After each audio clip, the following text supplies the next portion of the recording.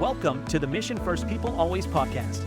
We're glad you're here. And now our host, Dr. Mike Patterson. Hey everyone, it's Dr. Mike with another informative episode of the Mission First People Always podcast. And I'm very excited about what's in store for us today.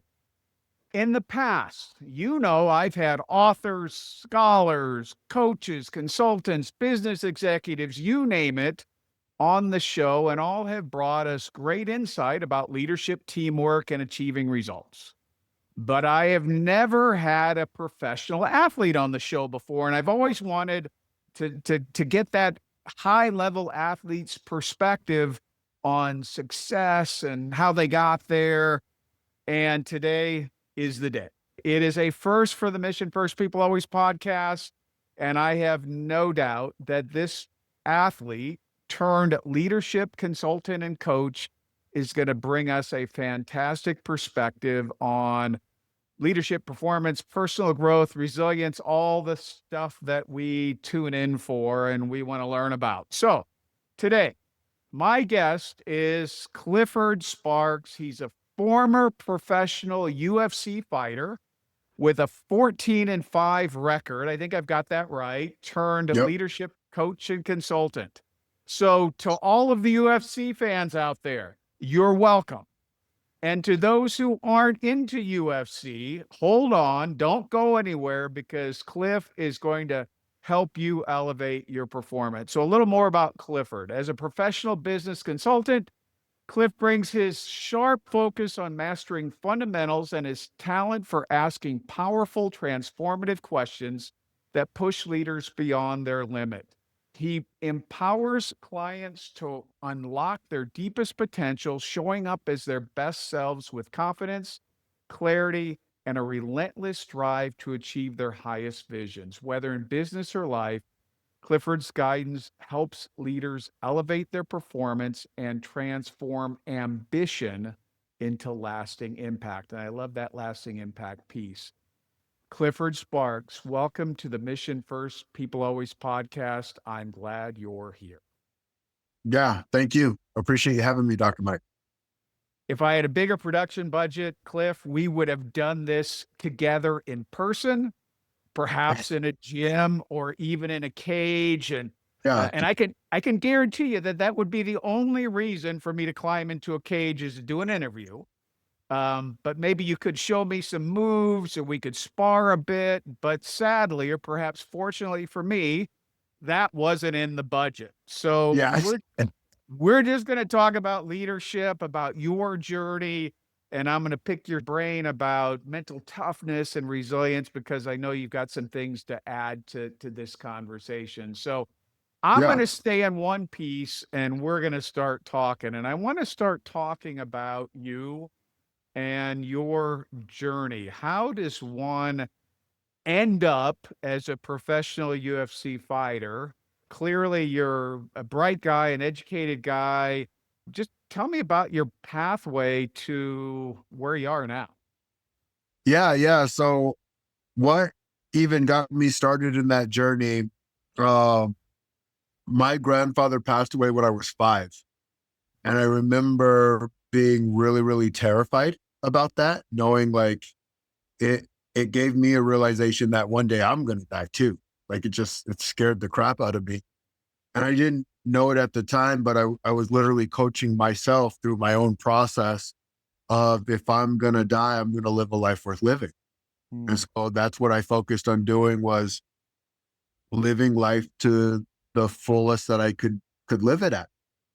And I thought to myself, like, what crazy things can I do?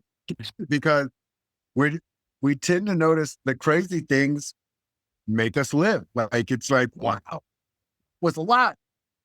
And I said to myself, would getting inside of a cage with a guy my same size and skill level and ability, that'd be kind of crazy. That's kind of living, isn't it?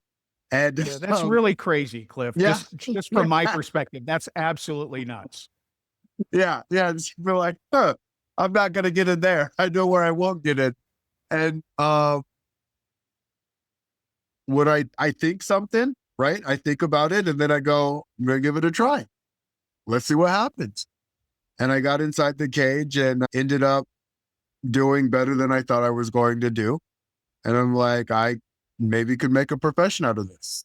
So I put one foot in front of the other and just kept moving with it and ended up fighting inside the UFC. Wow. Now, did you start, wrestling in high school, maybe college? Were you into the martial arts? Yeah. I mean, you So just didn't decide to do this. I had a background as an athlete, and I was a high caliber athlete. I did well in wrestling. I did well in football. I did well in track and field. Now I will say, um, there's a guy, T. Harbecker, absolute genius of an individual. And he says, every master was once a disaster. So everything I've been good in, I've also been really, really bad in too. And I know if I stick with something long enough, and I keep getting in the reps, another coach of mine would say, perfect practice makes perfect. He said, so you got to do it perfect. And you figure out how to do it perfectly by attempting to do it perfect day in and day out. And as I went through that process, I got really, really good on my athletic journey. And so when I did pursue my fighting credentials, I had solid foundations in the athletic journey, which really supported me through that process. So, you're coaching leaders now, you're doing consulting. Clearly, you're bringing some lessons that you've learned along the way, and you've already shared a lot of those, or a couple of those at least.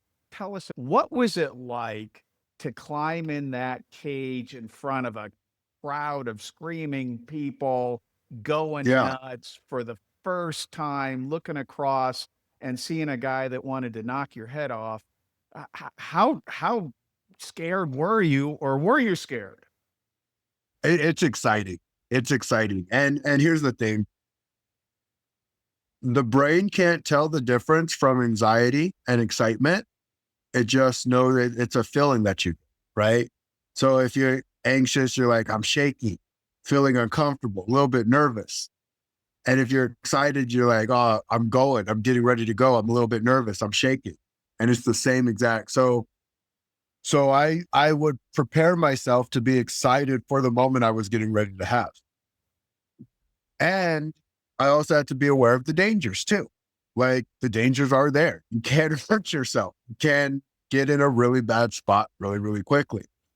Um, but I would always do my best to be aligned. And to be aligned is to go in giving your best. And so there's three things that I'm always looking to do on a consistent basis. It's give my very best, get better at giving my best, and inspiring others to do the same.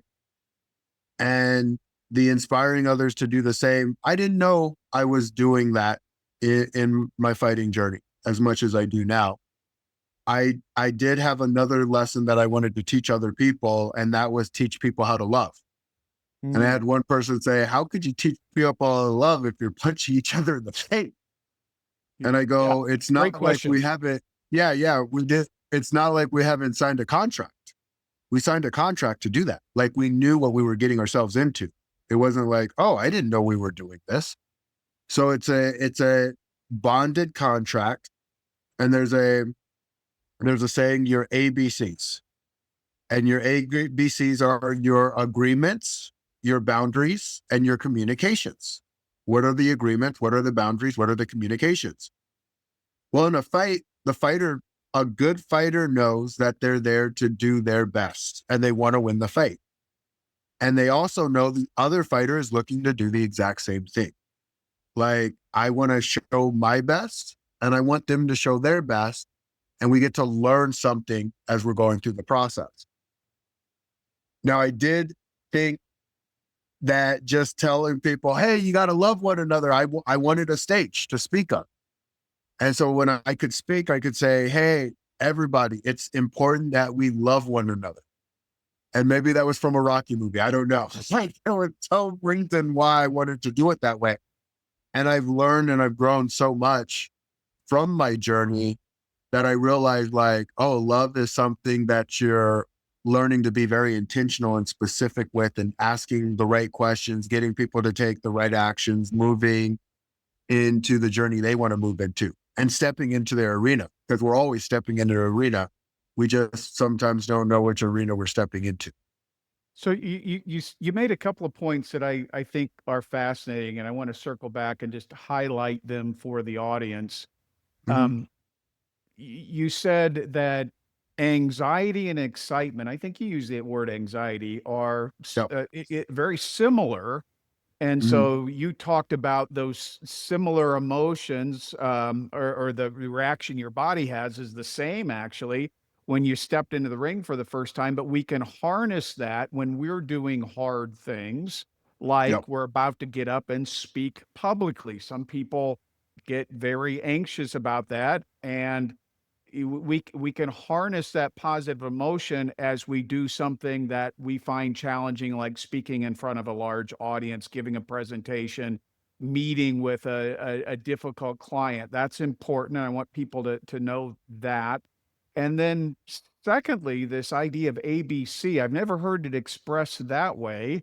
You know, the Gary Glenn Ross line is ABC always be closing, but you said ABC was about agreements, boundaries, and communication, and all of those can be leveraged to make the people around us better. So, how does that apply in a leadership or management setting for the folks who are listening, who are thinking about, okay, that's a cool idea. How do I put it to Yep. work? Yeah. Yeah. So the agreements are, okay, what are we agreeing upon?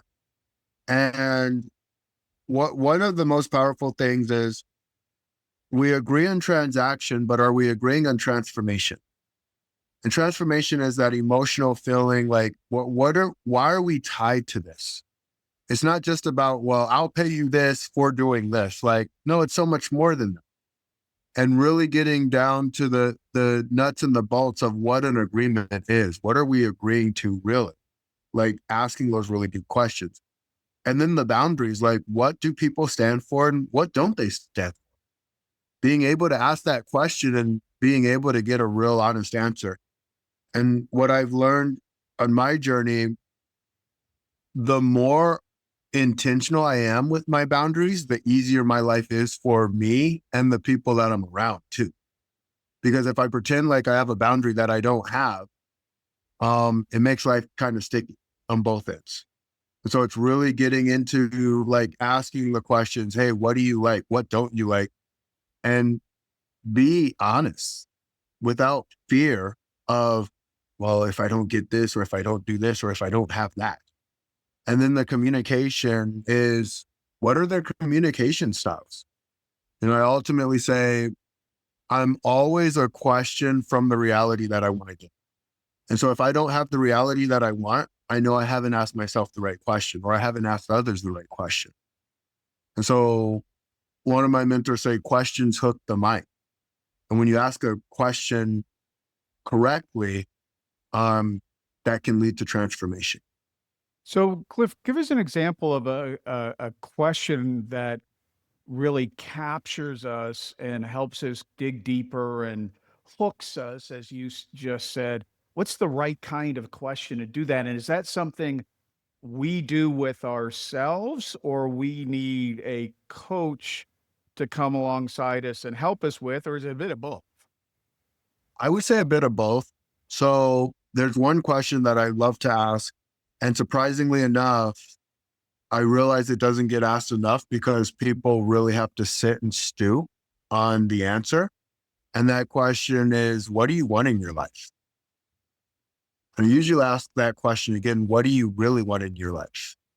Because when I ask the question, what do you want in your life? Usually people will give the response they think they're supposed to give. But when I ask the question, well, what do you really want in your life? Like if you could have it any way you wanted to, what would that look?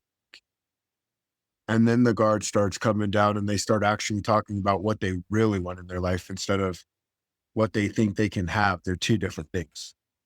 And then the answer to that question, maybe I'm anticipating your follow-up to that. When someone reveals what they really want, isn't the challenge to do something about it, to take action? And maybe that's your transformational step that you mentioned earlier. What's after recognition that, maybe the way I'm living isn't the way I really want to live. So what do I do about it? Yeah.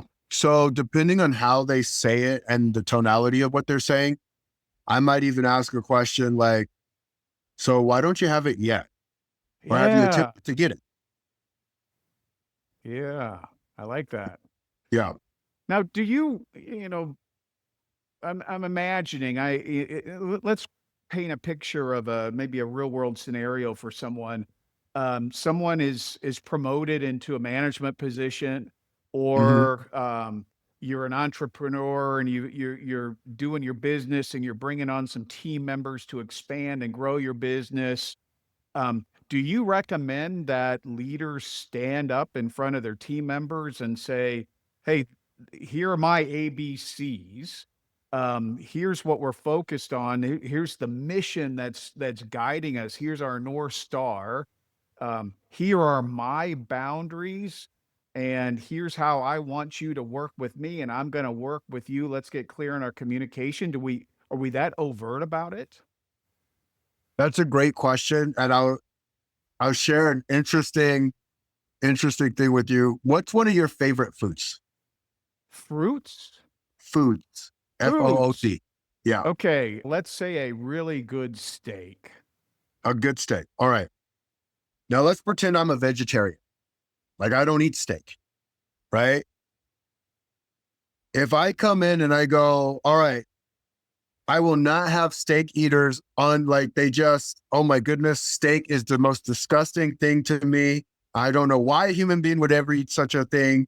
And they're killing the animals and blah, blah, blah, blah, blah, blah, blah. Do you have any buy-in on me at all?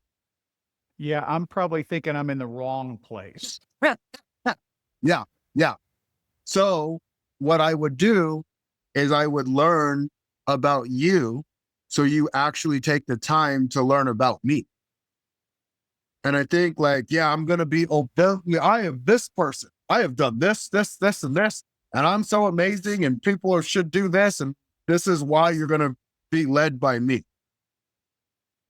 What I didn't realize, I was a leader and I didn't even know I was a leader because leaders listen.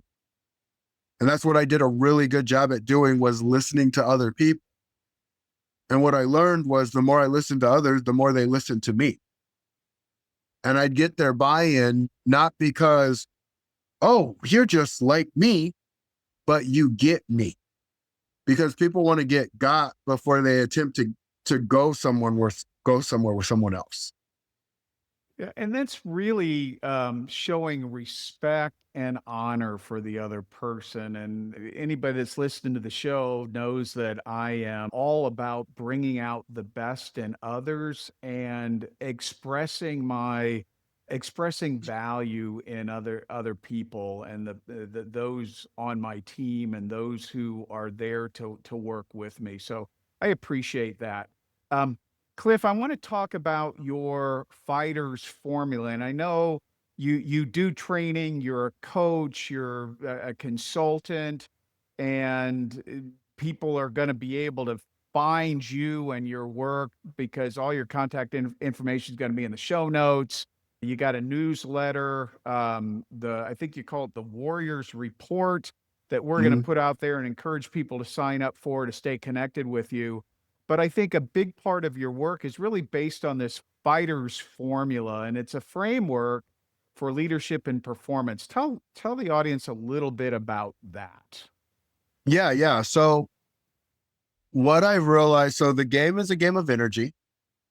Bruce Lee is an absolute genius because he talks about flow, right? And I'm like, oh, it's alignment. When we're aligned, we flow.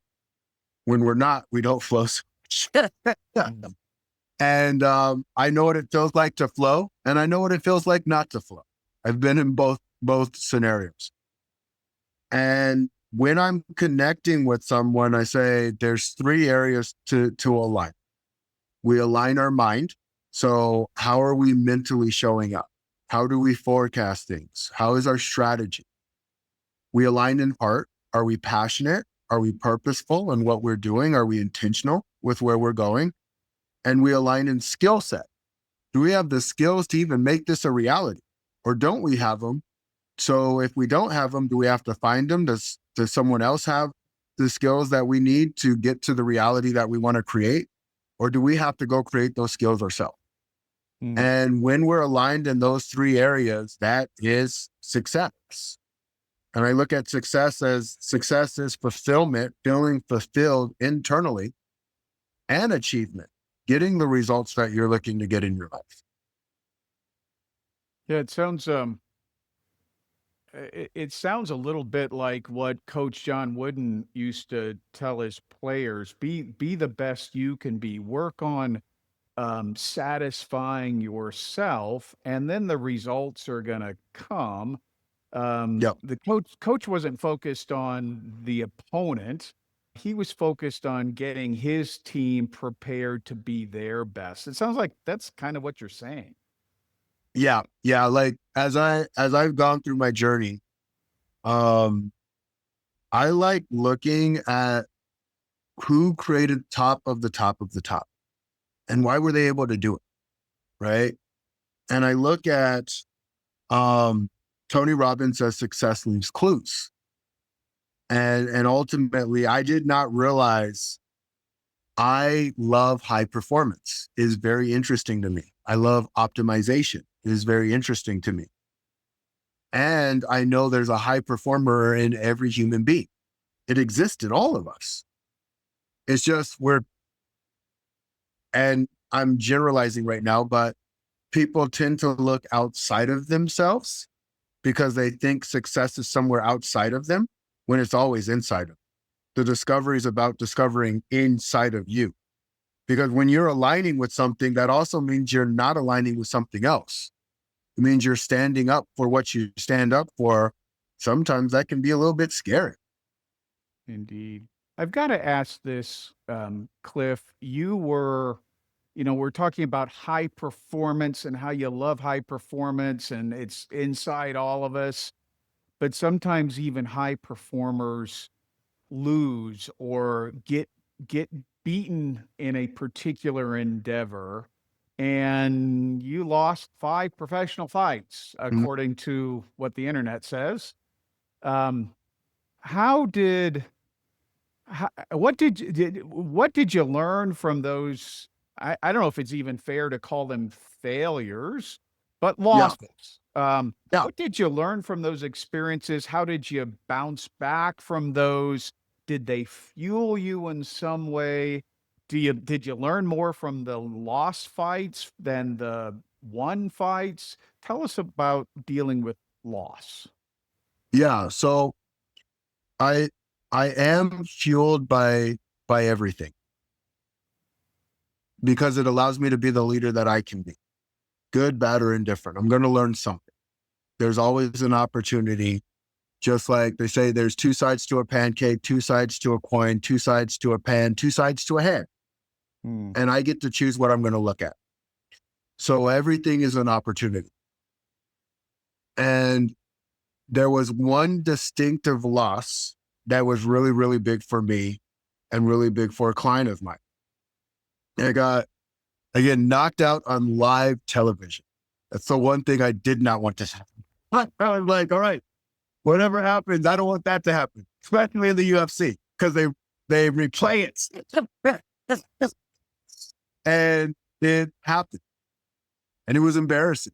It sucks. I'm like, yep, this is exactly the way I thought this was going to feel. Now, our brain can be very, very like a helicopter parent. I will say that much. Our brains are helicopter parents, and they're afraid of things that you shouldn't even be afraid of. It just makes you scared. But this particular moment, it sucked as much as I thought it was going to suck. I was like, that didn't feel good. I did not like that happening. And I got to see myself on the big screen. And I was going to retire. I was honestly going to retire. And the reason I was going to retire was I was going after that championship belt. That's what I was going after. And it didn't, I had all these stories behind it wasn't going to happen. It wasn't going to be my reality. And my coaches talked to me about how he was a killer of a fighter and you were in there with him and you could beat this guy if you fought your fight. And I took that and I said, they make really good points. And that is true. Like if I would have just fought the fight that I needed to fight and things were going my way, I'd be in the position to get to where I needed to go. And so I went through that process and ended up getting to where, like, moving forward. Now, the biggest thing though that I learned was one of my clients said, I finally get who you are. And I didn't know what he meant by that. I really didn't. So I asked him, well, what do you mean? And he goes, I've never seen you lose before. And you lost in a way that you didn't want to lose in, and you came back anyway. And you came back better. And that's where I understood, like, I'm like, oh, everyone's going through their journey. No one knows what your journey is until they can see it in one way, shape, form, or fashion. And so to even get to that space, I had to lose a lot just to get there. Those are high level athletes. Those aren't scrub athletes. That's the best of the best of the best. But a person only sees what they see. So how did you do at what point was this knockout? Where were you in your career? Was it early, middle, near the end? Where was that? It was in the middle. Like I was an 8-1 fighter. I only lost once and I was on fire. Like I was that buzzsaw that was doing really, really well. And things just didn't go my way. So how did you do in the fight that followed? I was cautious. I was cautious and more cautious than I needed to be because my mind was freaking out about things that didn't exist in that fight. And so you start looking at the stories that this brain will tell you. And sometimes it makes those stories so real that you think they're there, even when they're not. So how do you relate this to the business world and your current clients? Do you have clients that are spinning on their stories that aren't true? How do you advise leaders in this moment who are caught up in their own stories? Make them aware that they're even caught up in their own story. I'm still caught up in my stories. I don't think we ever completely unravel the whole thing. And what I mean by that is there's always new levels of confidences. There's always new levels of awarenesses. It never stops. And your awarenesses will give you the results that you're looking for. And ultimately, when you do get a result, at least for my people, the people that I serve, once they get a result, they're looking for another result. It's in their nature. So the way I unravel a story is by asking questions and asking the right questions. Like I'll ask a simple question like, how can I serve you today? Because all the problems, they come up. They're going to come up. Like there's this over here. There's this problem over here. There's this thing over here. No one's ever the problem. Just the way we perceive the problem is the problem. You know, uh, in talking with you, I can't help but get the famous um, Mike Tyson quote into the conversation, and I'm going to butcher it. I'll try to paraphrase it. You could probably say it better than me, Cliff, but everybody has a great plan until you get punched in the face or Yeah. something like that.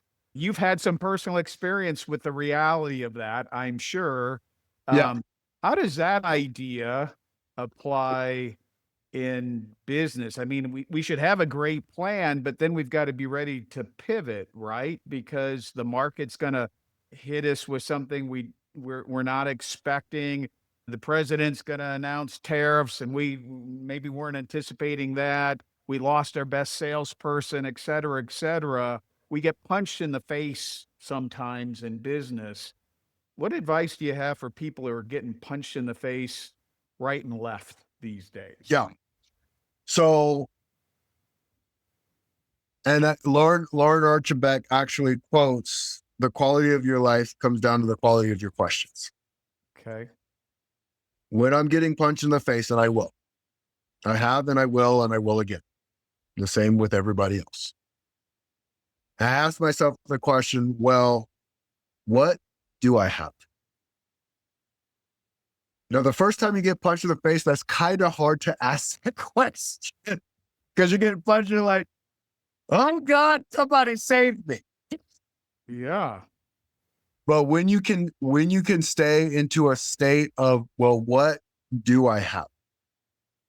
Then your mind starts to play, starts to come up with solutions, starts to see beams of light somewhere. And Mike Tyson was right. Everybody does have a plan until you get punched in the face. The thing is, Mike has been beat as well. Respect to him. He's a powerful puncher. Yeah. Probably one of the most devastating in the game. And who beat him? Buster Douglas, Evander Holyfield, Lennox Lewis. And I'm talking about like when Mike was still a bad man, right? Not like when he was coming towards his later years. So you didn't mention Jake Paul in that? Yeah. No Jake Paul in that one. But they leaned into him. They smothered him.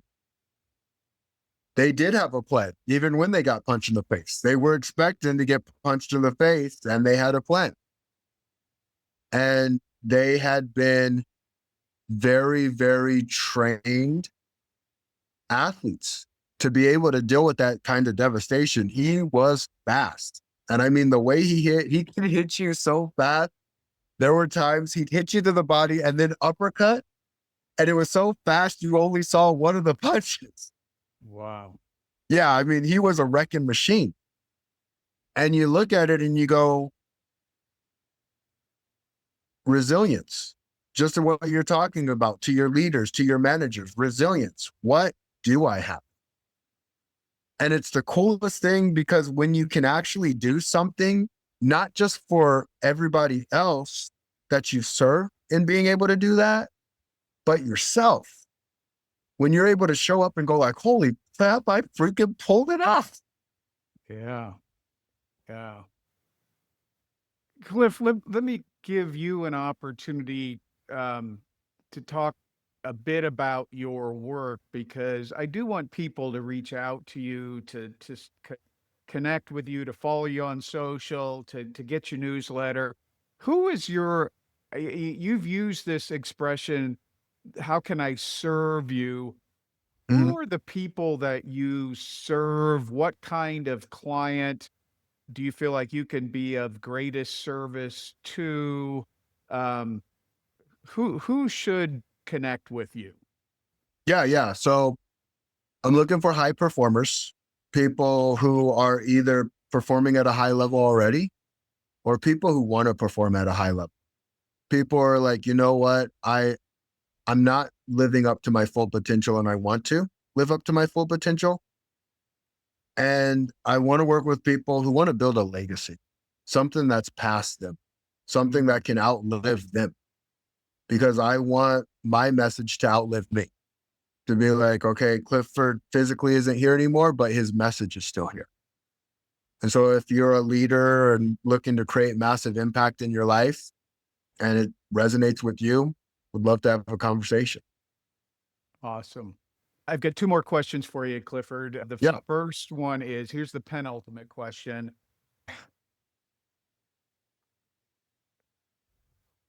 You mentioned earlier when you had this platform, the message you wanted to communicate was, we need to love each other.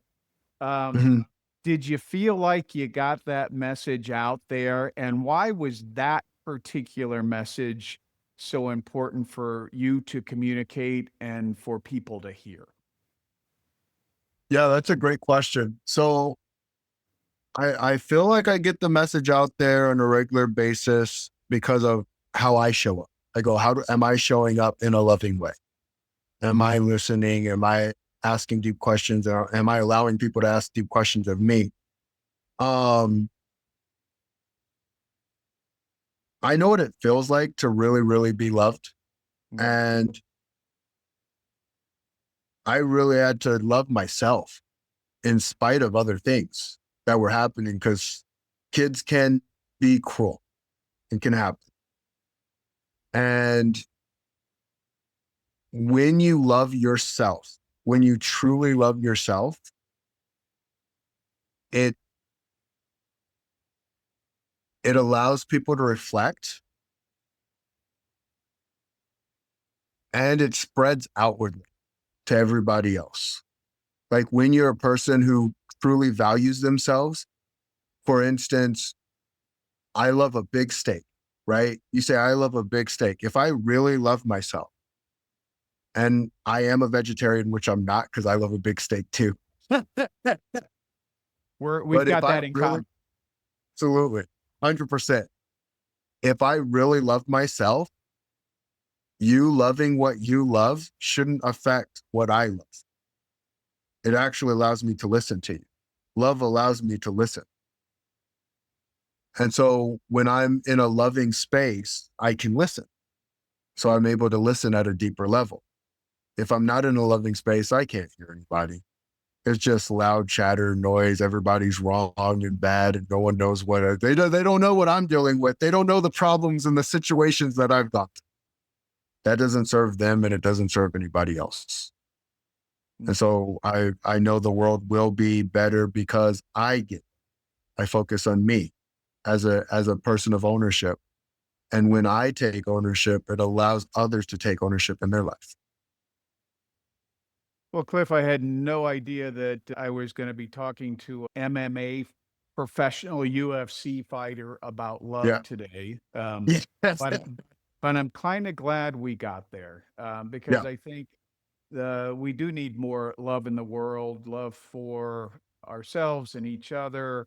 And I love that phrase you use, love listens, or love allows me to listen. And so I'm going to embrace that today. And I'm going to give you one more chance here with my Yeah. final question. And it's the final question I ask every guest on every episode. So I want to Hmm. be consistent here. And my question is this: before we close out this episode, would you give our audience one piece of practical advice that they can begin applying right away that will make them a better leader, elevate their performance in some way? What's that one piece of advice you would leave folks with? I love it. All right. So first off, all you champions, you amazing human beings, thank you for listening and allowing me to be a part of your journey today. And my challenge and opportunity, because they're both the same, is what's that one thing that you can do that can change your world for the better?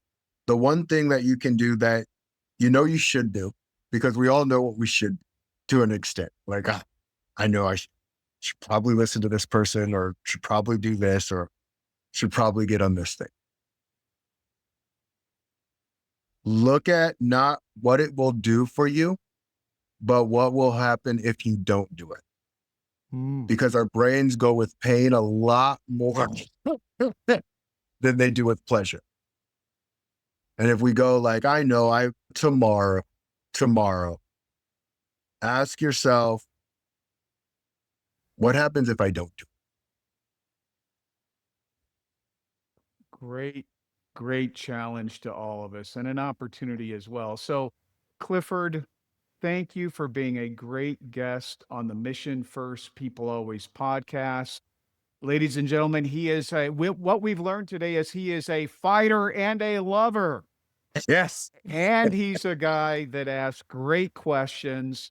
He will help you elevate your performance. And if you want to connect with Cliff on an ongoing basis, get his newsletter, follow him on social media, connect with him. We've learned a lot today. And to my audience, thank you for being a listener to the Mission First People Always podcast. It's the place where we try to balance performance with the needs of the people around us. And I think this conversation will help us do that. So until the next time we're together, be a great leader, be a great teammate, bring out the best in others, love yourself, love God, be a good person, and we'll see you next time. God bless. God bless. Thanks for listening. We hope you enjoyed today's episode. If you want to create a stronger, more people-centric and empowered culture for your organization, visit drmikepatterson.com.